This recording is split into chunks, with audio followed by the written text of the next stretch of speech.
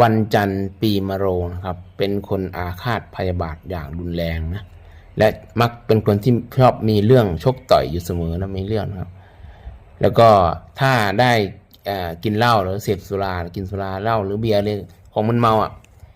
อารมณ์เขาจะรุนแรงนะครับอารมณ์เขาจะรุนแรงมากขึ้นนะเพิ่มเป็นคนอาภัพนะครับวันจันทร์คนอาภัพทั้งหมด7 วันเนี่ยวันจันทร์จะเป็นคนอาภัพมากที่สุดนะจึงควรแขวนพระ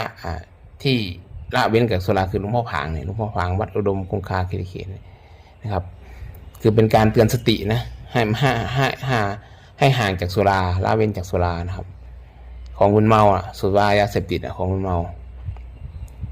แล้วก็อีกองค์หนึ่งก็ควรห้อยพระดงปู่จันทร์วัดศรีเทพนะหลวงพ่อผางก็ได้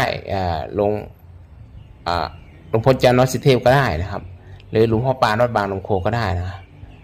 ก็ได้เช่นกันครับ